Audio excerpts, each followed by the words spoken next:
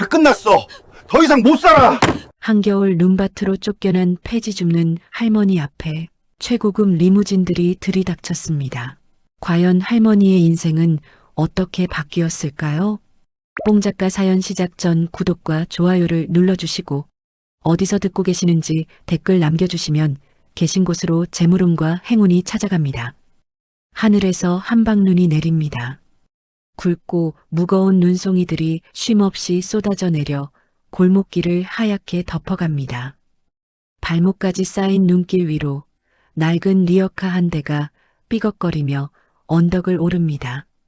제 몸집보다 훨씬 높게 쌓인 폐지 리어카를 끌고 힘겹게 언덕을 오르는 노인, 바로 78배 김순자 할머니였습니다. 두껍게 껴입은 낡은 손바지는 곳곳이 기워져 있었고 목에 두른색 바랜 목도리는 찬바람을 막기엔 너무나 얇아 보였습니다.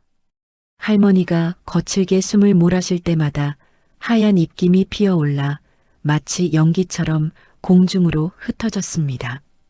꽁꽁 언 아스팔트 바닥에 미끄러지지 않으려 낡은 운동화 끈을 질끈 동여맨 발걸음이 애처롭기만 합니다.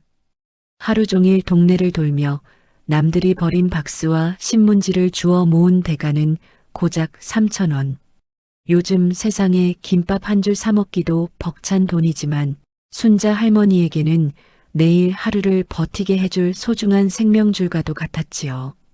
리어카엔 하루 종일 주운 폐지 더미가 실려 있습니다. 신문지, 박스, 잡지들이 눈을 맞으며 젖어갑니다.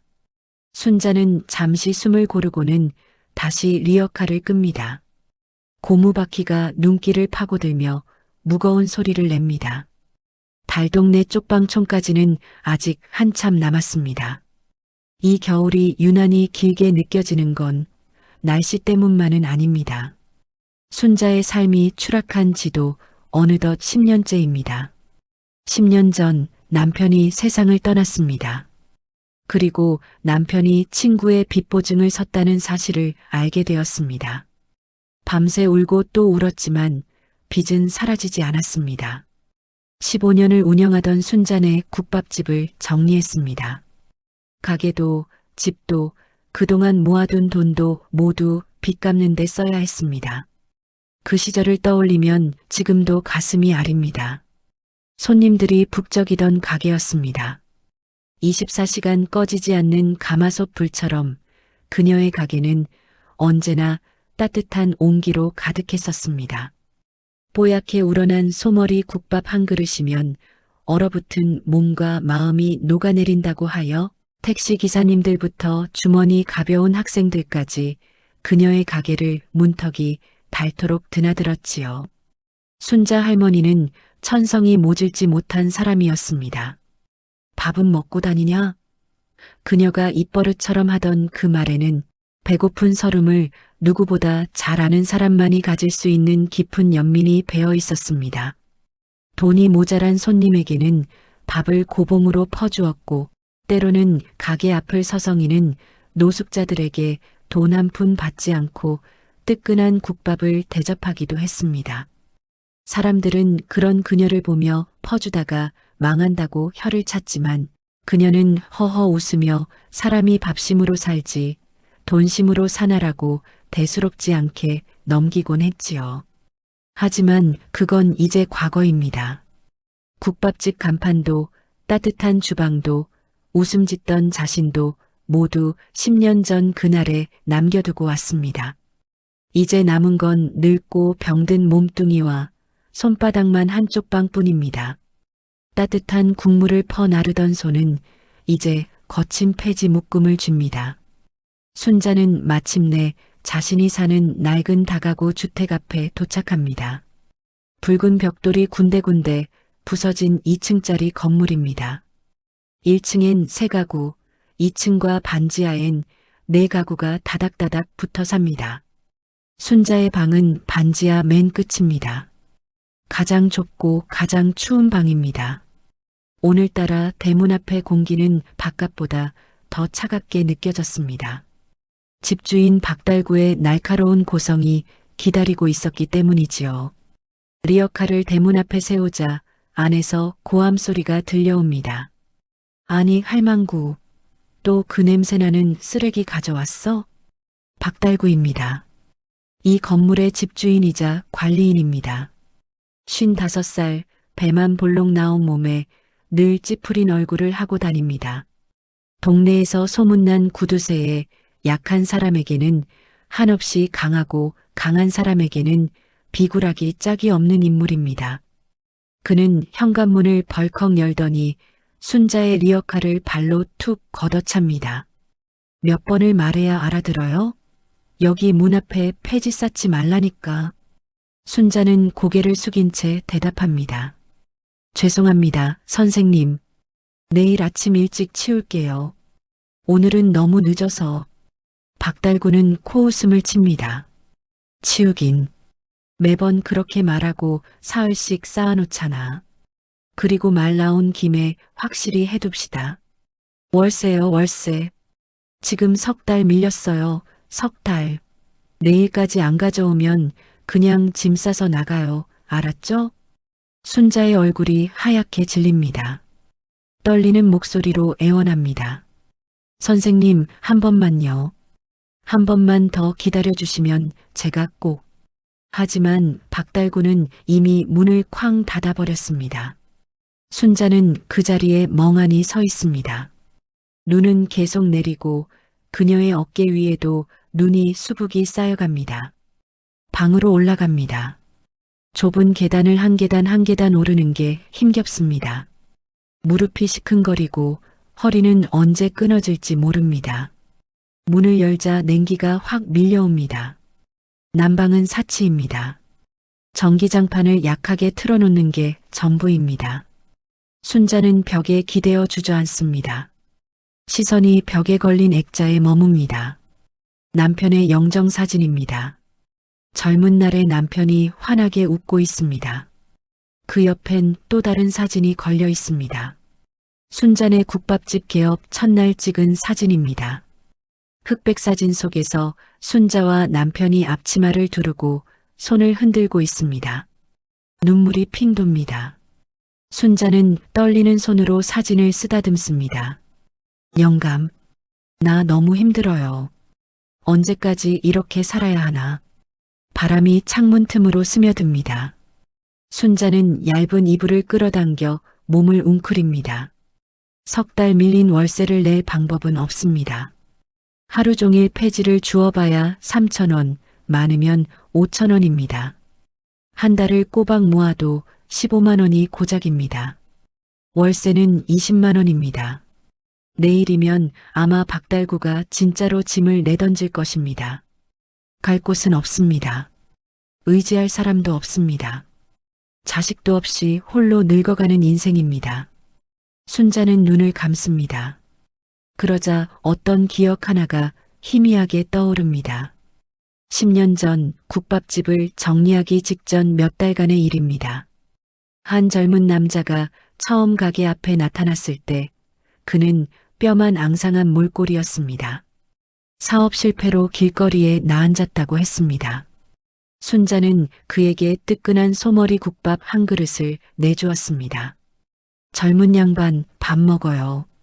밥심으로 사는 거니까. 청년은 눈물을 뚝뚝 흘리며 밥을 먹었습니다. 순자는 돈을 받지 않았습니다. 오히려 갈 때 차비까지 쥐어주었습니다. 살다 보면 사라져요. 죽지 마요.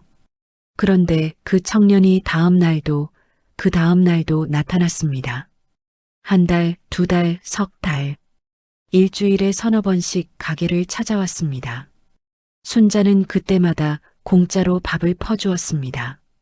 남편이 살짝 눈살을 찌푸린 적도 있었지만 순자는 고집을 부렸습니다. 저 양반 요즘 좀 살이 붙었어요. 밥은 먹어야 일도 하지. 청년은 때로 미안해하며 제가 꼭 갚겠습니다라고 말했지만 순자는 손사래를 쳤습니다. 됐어요, 됐어. 나중에 돈 많이 벌면 다른 배고픈 사람 밥 사주면 돼요. 그러던 어느 날 청년이 갑자기 나타나지 않았습니다. 일주일이 지나고 한 달이 지나도 그는 오지 않았습니다. 그리고 얼마 후 순잔의 국밥집도 문을 닫았습니다. 순자는 다시 눈을 뜹니다. 창밖엔 여전히 눈이 내립니다. 내일이면 아마 이 방에서도 쫓겨날 것입니다. 하지만 오늘은 오늘만은 이 자리에 있습니다. 그것만으로도 다행이라 생각하며 순자는 가만히 눈을 감습니다. 그 총각은 어디 가서 밥은 먹고 다니는지, 자신의 코가 석 자임에도 그녀는 여전히 남 걱정을 하고 있었습니다. 그것이 김순자라는 사람이 살아온 방식이었으니까요. 하지만 그녀는 알지 못했습니다. 자신이 무심코 건넨 그 따뜻한 밥 한 끼가 10년이라는 세월을 넘어 거대한 기적이 되어 돌아오고 있다는 사실을 말입니다. 창밖에는 다시 한방눈이 펑펑 쏟아지기 시작했습니다. 내일이면 세상이 하얗게 뒤덮일 것입니다. 그리고 그 눈 속에 순자 할머니의 낡은 세간살이가 내동댕이 쳐질지도 모를 운명이 시시각각 다가오고 있었습니다. 차가운 윗목에 누워 잠을 청하는 할머니의 구분 등 위로 서글픈 겨울밤이 깊어만 갔습니다. 날이 밝았지만 반지하 단칸방의 아침은 여전히 어둑했습니다. 창문 틈으로 새어 들어오는 희미한 빗줄기만이 이곳이 밤이 아닌 아침임을 알려주고 있었지요. 김순자 할머니는 무거운 눈꺼풀을 힘겹게 들어 올렸습니다. 밤새 냉골 바닥에서 뒤척인 탓에 허리와 무릎 마디마디가 비명을 지르는 듯 쑤셔왔습니다. 하지만 아픈 몸을 추스를 새도 없이 어젯밤 집주인 박달구가 남기고 간 서슬퍼런 으름장이 뇌리를 스쳤습니다. 내일까지 돈 못 구해오면 짐 다 뺄 거니까 그리 알아요. 오늘이 바로 그 내일이었습니다. 할머니는 주름진 손으로 얼굴을 쓸어내리며 깊은 한숨을 내쉬었습니다. 당장 30만 원을 어디서 구한단 말입니까? 하지만 가만히 앉아 있을 수만은 없는 노릇이었습니다. 그녀는 지푸라기라도 잡는 심정으로 서둘러 채비를 마쳤습니다. 낡은 패딩 점퍼를 껴입고 목도리를 눈 밑까지 칭칭 감은 채 밖으로 나섰습니다. 밤새 내린 눈으로 세상은 하얗게 변해 있었습니다. 누군가에게는 낭만적인 설경이겠지만 폐지를 줍는 순자, 할머니에게는 그저 미끄럽고 위험한 장애물일 뿐이었습니다. 그녀는 집 앞에 모아둔 폐지 더미를 리어카에 실었습니다. 젖은 박스는 물을 먹어 평소보다 훨씬 무거웠습니다. 끙끙거리는 신음과 함께 리어카 바퀴가 눈길 위를 구르기 시작했습니다. 동네 어귀에 있는 행복 고물상까지 가는 길은 멀고도 험했습니다. 미끄러운 언덕길에서 몇 번이나 발을 헛디딜 뻔했고 그때마다 식은 땀이 등줄기를 타고 흘러내렸습니다. 겨우 도착한 고물상 앞에는 이미 다른 노인들이 가져온 리어카들이 줄지어 서 있었습니다. 다들 추위에 떤 채 자신의 차례를 기다리고 있는 모습이 마치 도살장에 끌려온 소들처럼 무력해 보였습니다. 한참을 기다린 끝에 순자 할머니의 차례가 되었습니다. 고물상 주인 최 씨는 무뚝뚝한 표정으로 저울 눈금을 확인했습니다. 할머니, 박스가 눈에 젖어서 물무게는 좀 뺄게요. 요즘 폐지값이 또 떨어져서 킬로당 10원밖에 안 쳐줘요. 알고 계시죠? 아이고, 사장님. 조금만 더 쳐주시면 안 될까? 내가 지금 사정이 너무 급해서 그래. 할머니는 염치불구하고 사정해 보았습니다. 하지만 최 씨는 난처한 듯 고개를 저으며 꼬깃꼬깃한 지폐 몇 장과 동전을 건넸습니다. 저도 남는 게 없어요, 할머니. 여기 4,500원입니다. 할머니의 손바닥 위에 차가운 동전 몇 개가 떨어졌습니다. 30만 원은커녕 5천 원도 채 되지 않는 돈. 허탈함에 다리에 힘이 풀려 주저앉고 싶었지만 그녀는 억지로 리어카 손잡이를 다시 잡았습니다. 이 돈으로는 어림도 없다는 것을 알면서도 그녀는 다시 텅 빈 리어카를 끌고 거리로 나섰습니다. 혹시나 하는 마음에 예전에 국밥집을 할 때 알고 지내던 건어물 가게 김씨 아주머니를 찾아가 보았습니다. 김씨 역시 순자 할머니의 국밥을 좋아했던 단골 손님이었습니다. 하지만 가게 문을 열고 들어선 할머니를 맞이한 것은 반가움보다는 당혹스러운 눈빛이었습니다. 아이고, 형님. 오랜만이시네요. 김씨, 내가 염치 없는 줄 알지만 급하게 돈 10만 원만 빌릴 수 있을까? 내가 폐지 모아서 꼭 갚을게. 할머니의 떨리는 목소리에 김씨 아주머니는 시선을 피하며 한숨을 내쉬었습니다. 형님, 저도 죽겠어요. 요즘 경기가 워낙 안 좋아서 가게 월세도 못 내고 있다고요. 있는 사람이면 빌려드릴 텐데. 죄송해요.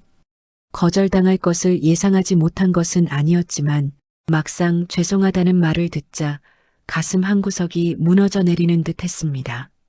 세상 인심이 야박해진 것이 아니라 다들 살기가 팍팍해진 탓이겠지요. 할머니는 힘없이 고개를 끄덕이며 가게를 나왔습니다. 차가운 바람이 그녀의 움츠러든 어깨를 더욱 강하게 때렸습니다. 그래. 산 목숨 건사하기도 힘든 세상인데 누가 누굴 돕겠어. 하루 종일 눈 덮인 거리를 헤맸지만 그녀의 주머니는 여전히 가벼웠습니다. 해가 뉘엿뉘엿 저물어가고 땅거미가 내려앉기 시작했습니다. 돌아갈 집이 있다는 것이 이토록 두려웠던 적이 있었을까요? 할머니는 무거운 발걸음을 옮겨 다시 달동네 언덕길을 올랐습니다. 집 앞에 다다르자 우려했던 일이 벌어지고 있었습니다. 박달구가 험상궂은 표정으로 대문 앞을 지키고 서 있었던 것입니다. 그는 빈 리어카를 끌고 오는 순자 할머니를 보자마자 혀를 쯧쯧 찼습니다. 빈손인 거 보니까 돈 못 구해왔구만. 네, 그럴 줄 알았지. 선생님, 며칠만 더 말미를 주시면. 며칠? 석 달을 기다려줬으면 많이 봐준 거야. 나도 땅 파서 장사하는 거 아니라고요. 내일 아침에 용역 불러서 짐 싹 다 드러낼 거니까 오늘 밤 안으로 나갈 준비해요. 알겠어요? 박달구는 매몰차게 쏘아붙이고는 획 돌아서 들어가 버렸습니다. 닫힌 대문 앞에서 순자 할머니는 한참을 멍하니 서 있었습니다. 이제 정말 갈 곳이 없었습니다. 이 추운 겨울 눈 덮인 길바닥으로 내몰리게 된 것입니다.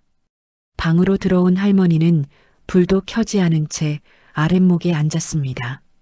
방 안은 바깥 냉기와 별반 다를 바 없이 서늘했습니다.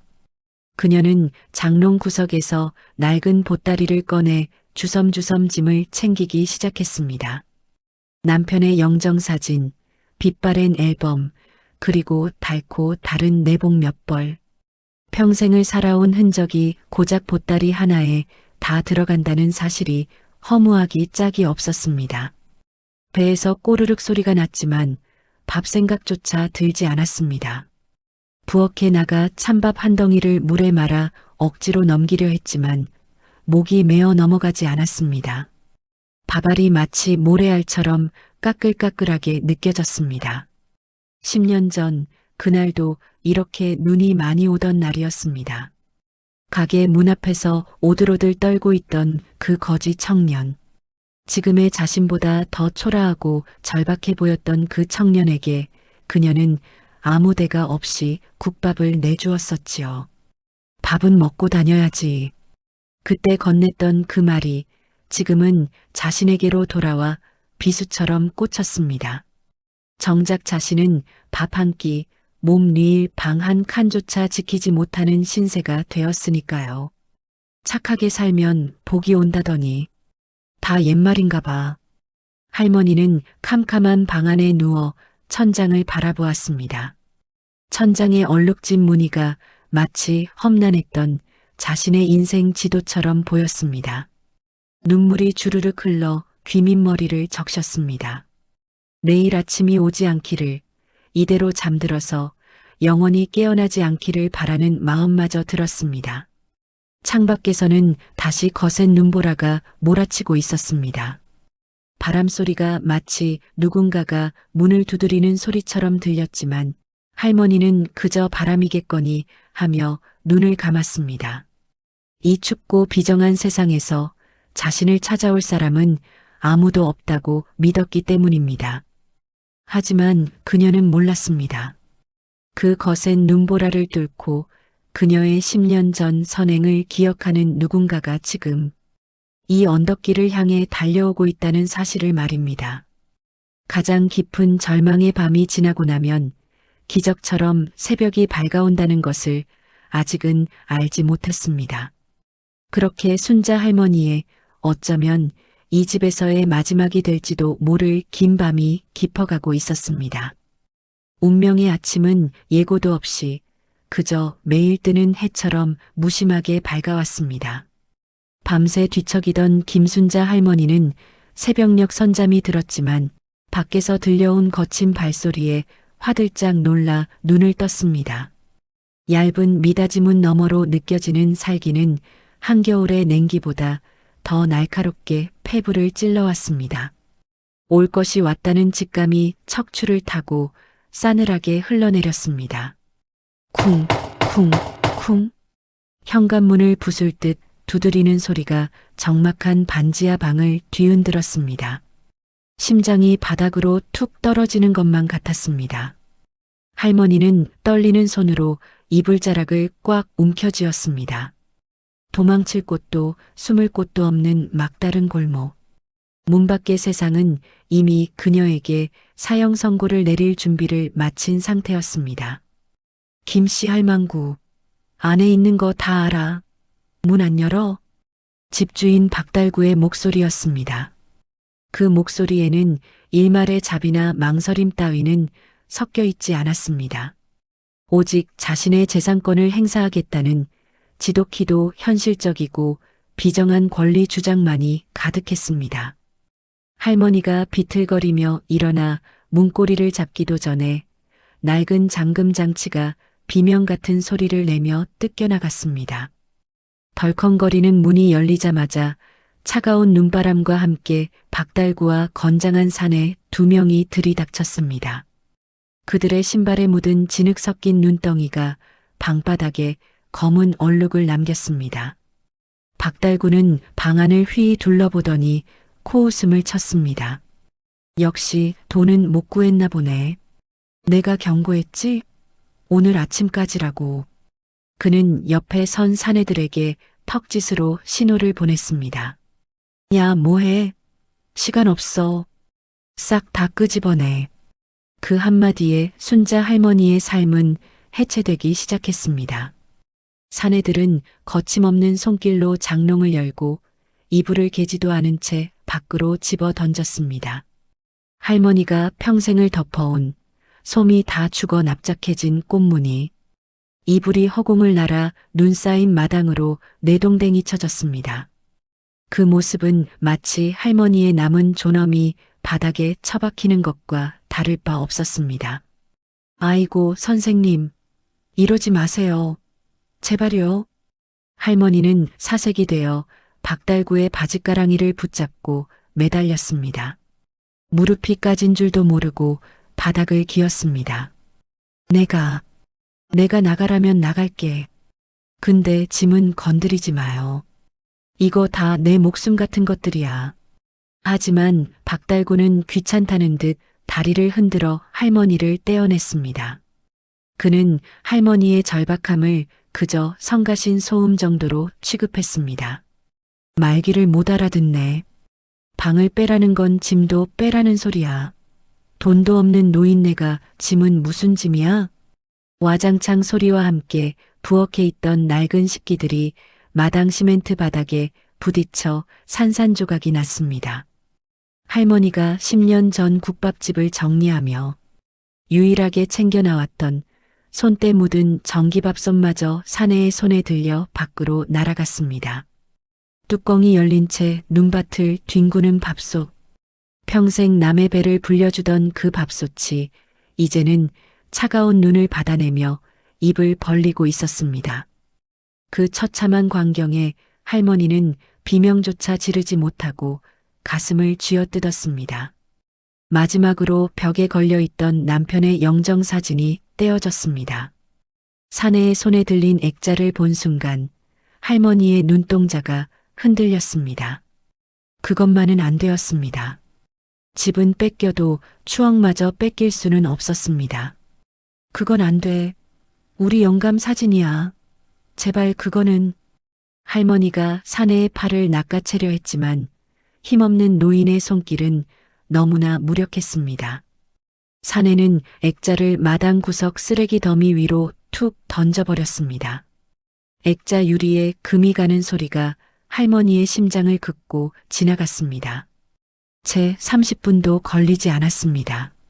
78년의 인생이 담긴 세간살이가 모조리 눈 덮인 골목길로 쫓겨나는데 걸린 시간은 텅 빈 방 안에는 찢어진 벽지와 굴러다니는 먼지 뭉치만이 남았습니다. 박달구는 만족스러운 듯 손을 탁탁 털며 할머니를 밖으로 떠밀었습니다. 자, 이제 속이 다 시원하네. 냄새나는 짐 싹 치웠으니까 다신 여기 얼씬도 하지 마요. 알았어요? 녹슨 철대문이 닫히는 소리가 골목을 울렸습니다. 순자 할머니는 닫힌 대문 앞, 눈 속에 파묻힌 이불 위에 털썩 주저앉았습니다. 맨발에 신겨진 낡은 슬리퍼 사이로 시린 눈발이 파고들었습니다. 지나가던 이웃들이 혀를 차며 힐끔거렸지만 누구 하나 나서서 도와주는 이는 없었습니다. 다들 자기 살기도 벅찬 세상, 남의 불행에 개입했다가 불똥이라도 튈까 두려운 눈치였습니다. 세상은 철저히 그녀를 고립시켰습니다. 하늘에서는 무심하게도 한방눈이 펑펑 쏟아졌습니다. 할머니의 하얗게 센 머리 위로, 깨진 밥솥 위로, 금이 간 남편의 사진 위로 눈이 쌓여갔습니다. 차라리 얼어 죽는 게 낫겠다는 생각이 들 만큼 지독한 추위와 외로움이었습니다. 영감, 나 이제 갈 데가 없어. 그냥 당신 따라갈까? 할머니는 떨리는 손으로 남편의 사진을 품에 안았습니다. 유리 조각에 베인 손가락에서 붉은 피가 배어나와 하얀 눈 위에 떨어졌습니다. 붉은 핏방울이 눈 속에 스며드는 모습이 마치 그녀의 남은 생명력이 빠져나가는 것처럼 보였습니다. 시야가 흐릿해지고 의식이 아득해질 무렵이었습니다. 그르릉. 좁은 골목길의 정적을 깨고 낯선 소리가 들려왔습니다. 다세대 주택들이 다닥다닥 붙어있는 이 가파른 언덕길에는 어울리지 않는 묵직하고 부드러운 엔진 구동음이었습니다. 대문 안쪽에서 정리를 하던 박달구도 그 소리에 귀를 쫑긋 세웠습니다. 평소에 들리던 택배 트럭이나 배달 오토바이 소리가 아니었습니다. 호기심에 대문을 빼꼼히 연 박달구의 눈이 휘둥그레졌습니다. 골목 어귀를 돌아 들어온 것은 칠흑처럼 검은 윤기가 흐르는 최고급 대형 세단이었습니다. 그 뒤로 똑같이 생긴 검은 차 2대가 호위하듯 따르고 있었습니다. 좁은 골목을 가득 채우는 육중한 차체는 마치 거대한 짐승처럼 위압적이었습니다. 뭐야? 재개발 조합에서 나왔나? 아니면 어디 건설사 높은 양반인가? 박달구는 급히 옷매무새를 다듬으며 계산기를 두드리기 시작했습니다. 이 누추한 동네에 저런 차를 타고 올 사람은 돈 냄새를 맡은 투자자 말고는 없을 거라 확신했기 때문입니다. 그는 쫓겨난 할머니 따위는 안중에도 없다는 듯 짐 더미를 발로 밀쳐 길을 터주며 굽신거릴 준비를 했습니다. 검은 세단 행렬이 순자 할머니와 박달구의 집 앞에 멈춰 섰습니다. 엔진 소리가 잦아들자 주위는 다시 기이한 정적에 휩싸였습니다. 흩날리는 눈발 사이로 차문이 열리는 소리가 유난히 크게 들렸습니다. 뒷좌석 문이 열리고 잘 닦인 검은색 구두가 질척이는 눈길을 밟았습니다. 내린 사람은 롱코트를 입은 중년의 신사였습니다. 그의 어깨에는 세월의 풍파를 이겨낸 단단함이, 눈빛에는 깊은 슬픔과 그리움이 공존하고 있었습니다. 박달구는 쪼르르 달려가 90도로 허리를 숙였습니다. 아이고, 회장님, 이 험한 곳엔 어인일로 오셨습니까? 땅 보러 오셨나요? 제가 이 건물 주인입니다만. 그러나 신사의 시선은 박달구에게 머물지 않았습니다. 그를 투명 인간처럼 스쳐 지나간 시선은 오직 눈밭에 흩어진 짐더미와 그 속에 웅크리고 앉아있는 초라한 노파에게 고정되어 있었습니다. 신사의 미간이 참혹하게 일그러졌습니다. 입술이 파르르 떨려왔습니다. 그는 천천히, 아주 천천히 눈밭을 걸어 노파에게 다가갔습니다. 박달구가 뭐라 떠드는 소리는 그의 귀에 들리지 않는 듯 했습니다. 순자 할머니는 인기척에 고개를 들었습니다. 눈물과 콧물로 얼룩진 그녀의 흐릿한 시야에 낯선, 그러나 어딘가 낯익은 실루엣이 들어왔습니다. 신사가 할머니 앞에 털썩 무릎을 꿇었습니다. 비싼 양복 바지가 차가운 눈탕물에 젖어 들어갔지만 그는 아랑곳하지 않았습니다. 그는 떨리는 손을 뻗어 피가 맺힌 할머니의 거친 손을 조심스럽게 감싸쥐었습니다.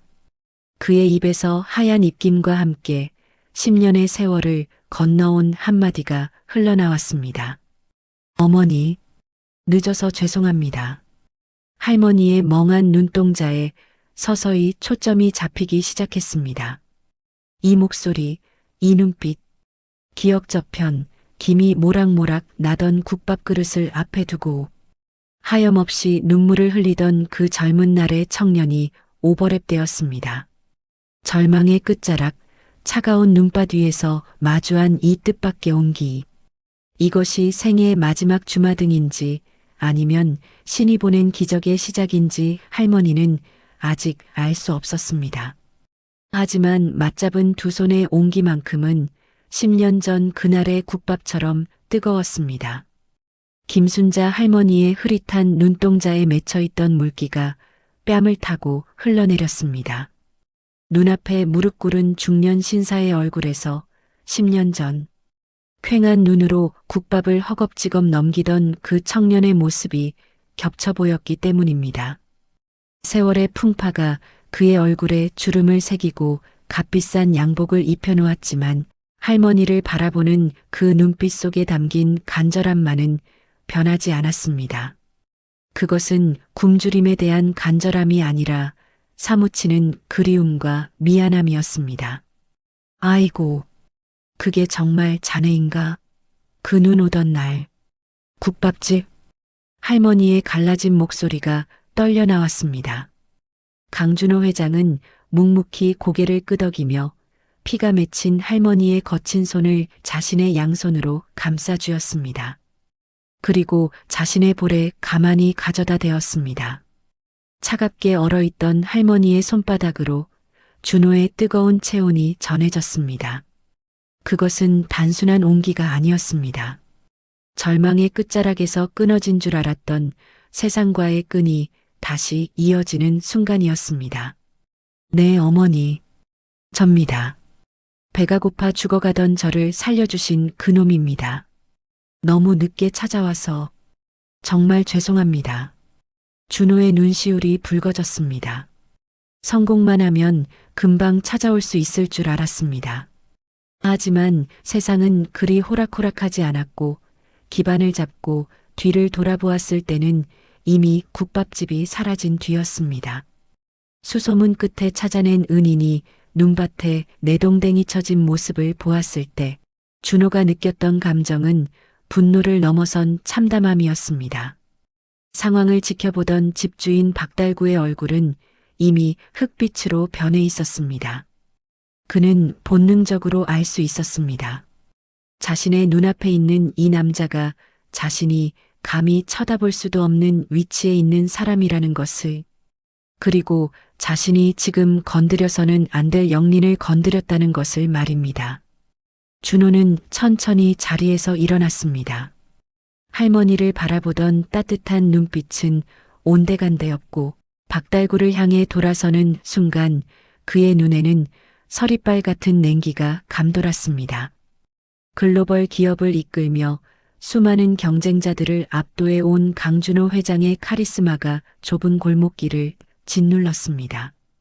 당신이 이 집 주인입니까? 낮지만 묵직한 목소리에 박달구는 저절로 어깨가 움츠러들었습니다. 아, 예. 그게, 저기 회장님? 저는 그냥 정당하게 계약 만료를. 박달구는 비굴한 변명을 늘어놓으려 했지만 준호의 시선이 마당에 깨진 밥솥과 눈 속에 파묻힌 이불을 훑고 지나가자 입을 다물 수밖에 없었습니다. 준호는 할머니가 목숨처럼 아끼던 낡은 밥솥을 직접 주워들었습니다.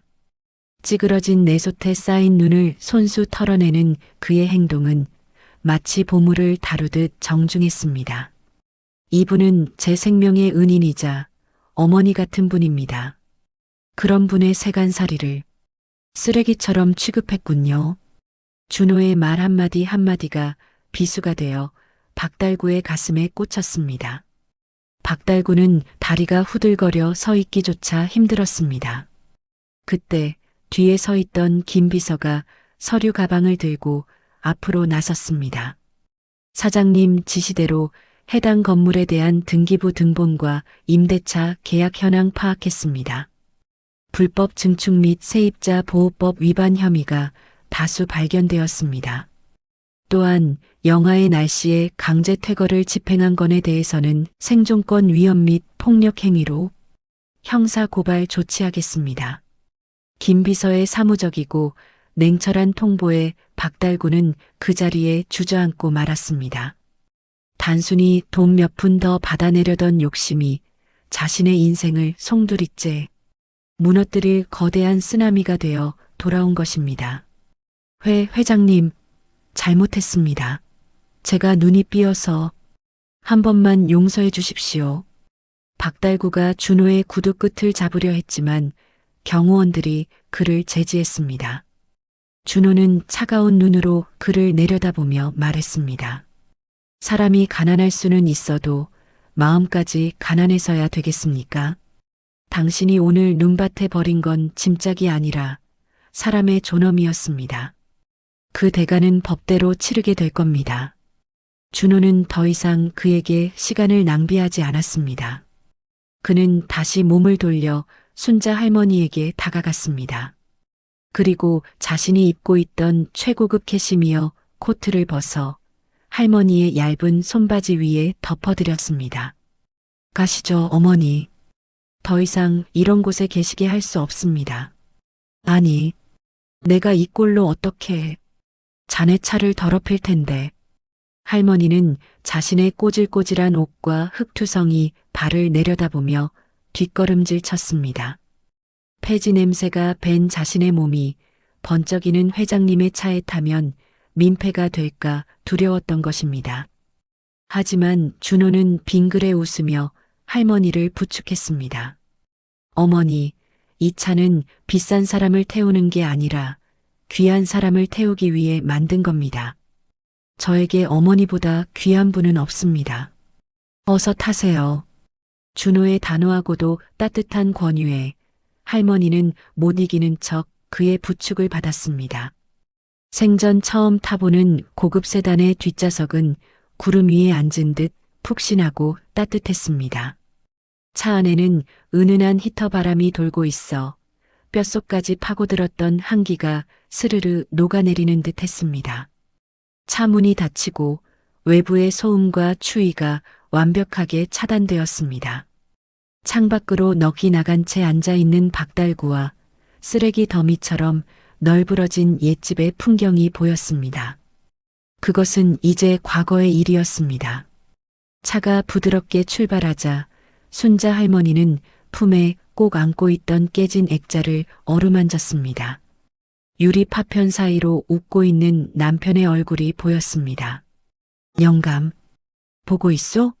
나 밥 굶지 말라고. 당신이 보낸 사람인가? 할머니의 눈에서 안도감의 눈물이 주르륵 흘러내렸습니다. 준호는 말없이 티슈를 건네며 할머니의 손을 꼭 잡아주었습니다. 그 손길에서 할머니는 10년 전 자신이 건넸던 국밥의 온기를 다시금 느꼈습니다. 자신이 베푼 작은 친절이 10년이라는 시간을 돌아 거대한 나무가 되어 자신을 지켜주는 그늘이 된 것입니다. 어머니, 시장하시죠? 따뜻한 밥부터 드시러 가시죠. 예전에 어머니가 해주셨던 그 국밥보다 맛있을지는 모르겠지만 제가 아는 제일 잘하는 집으로 모시겠습니다. 그래. 밥 먹으러 가자. 할머니는 고개를 끄덕였습니다. 밥. 그 한 글자가 주는 위로가 가슴을 가득 채웠습니다. 검은 세단 행렬이 달동네 언덕길을 빠져나갔습니다. 뒤 차창 너머로 보이던 하얀 눈 덮인 골목길이 점점 멀어졌습니다. 이제 할머니의 인생의 매서운 겨울바람은 끝이 났습니다.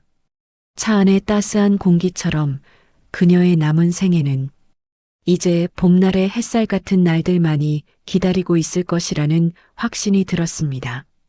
눈보라치던 하늘이 서서히 개고 구름 사이로 한 줄기 햇살이 비치기 시작했습니다. 그 빛은 달리고 있는 검은 세단을 그리고 그 안에 타고 있는 두 사람의 맞잡은 손을 따뜻하게 비추고 있었습니다. 검은 세단이 멈춰 선 곳은 도심의 번잡함을 벗어난 한적한 주택가였습니다.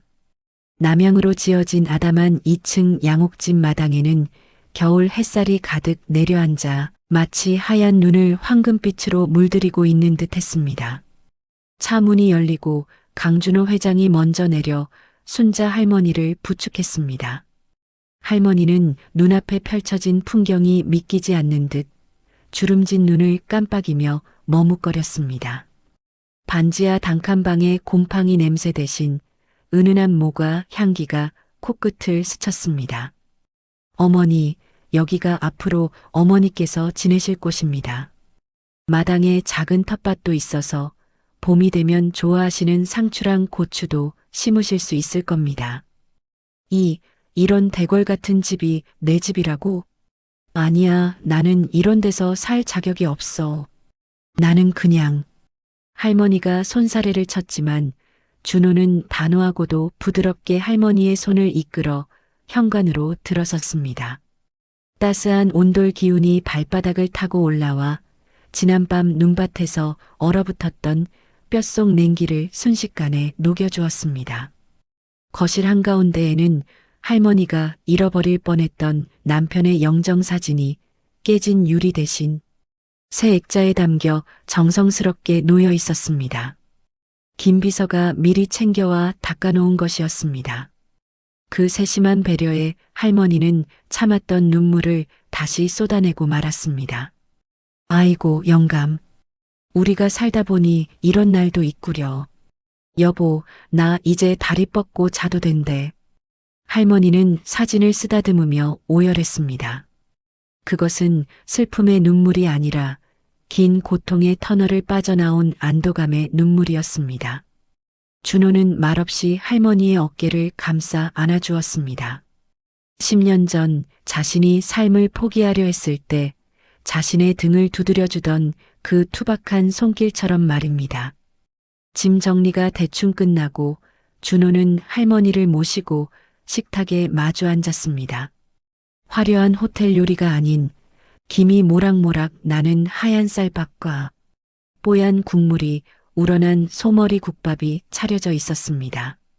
준호가 직접 소매를 걷어붙이고 국에 밥을 말고 숟가락 위에 잘 익은 깍두기 하나를 올려 할머니 입가에 내밀었습니다. 어머니, 아하세요. 예전엔 제가 얻어먹었으니 이제는 제가 평생 배불리 대접해드릴 차례입니다. 할머니는 떨리는 입술로 받아먹었습니다. 따뜻한 국물이 목구멍을 넘어가는 순간 가슴 속 응어리졌던 설움이 눈 녹듯 사라졌습니다. 맛있다. 정말 맛있어. 우리 가게 국밥 맛이랑 똑같네. 제가 이 맛을 잊을 수가 없어서 전국의 유명한 국밥집을 다 돌아다니며 조리법을 연구시켰거든요.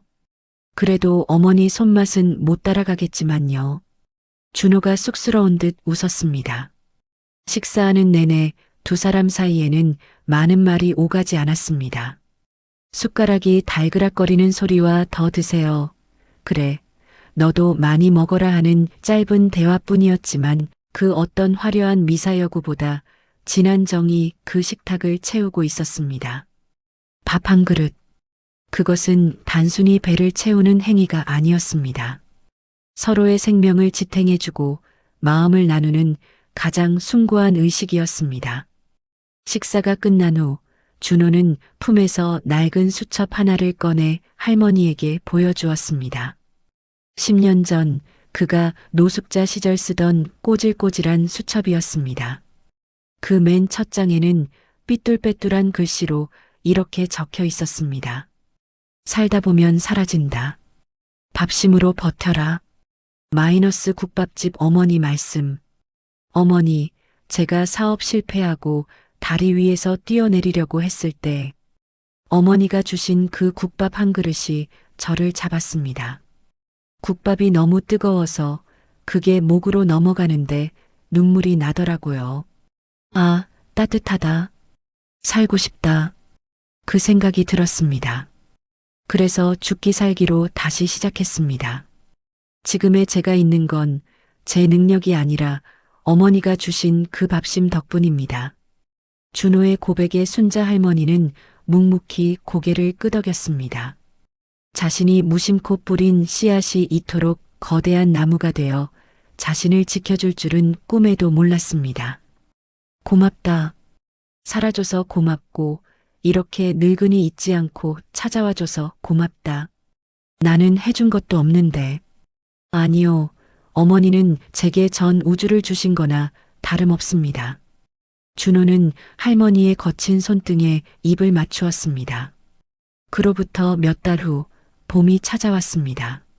순자 할머니가 살던 달동네에는 벚꽃이 만개했습니다. 그리고 그 언덕길 아래 예전 순자네 국밥집이 있던 자리에 새로운 건물이 들어섰습니다.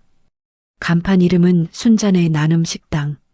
강준호 회장이 재단을 설립해 만든 무료 급식소였습니다.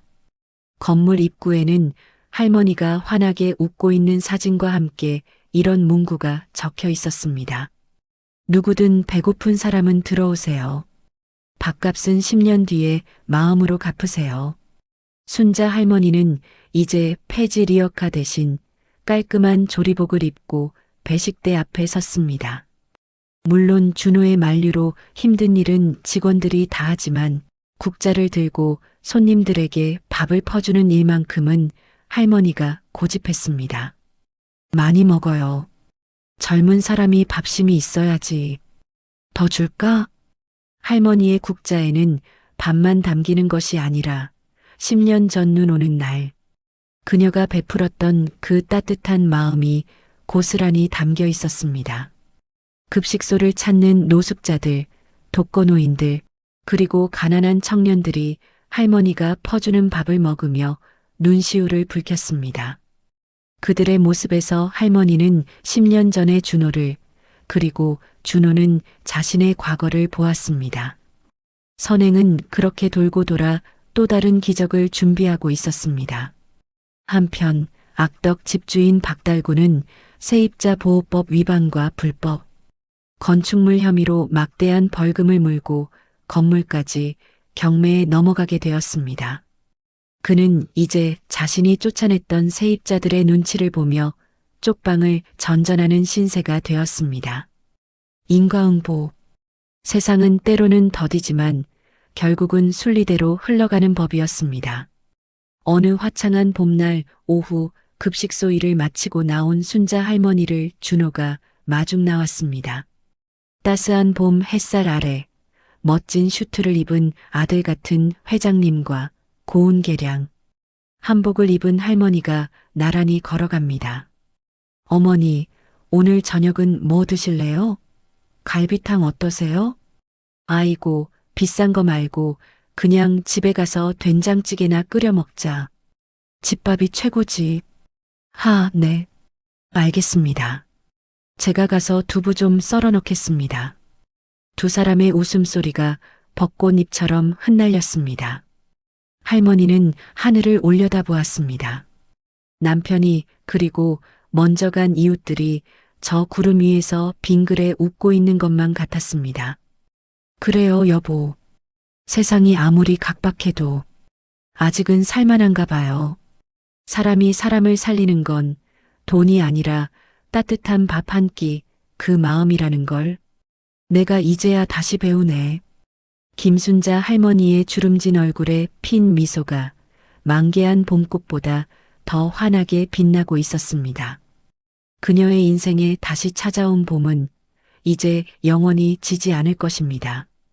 그들이 함께 나누는 따뜻한 국밥 국물이 식지 않는 한 말입니다.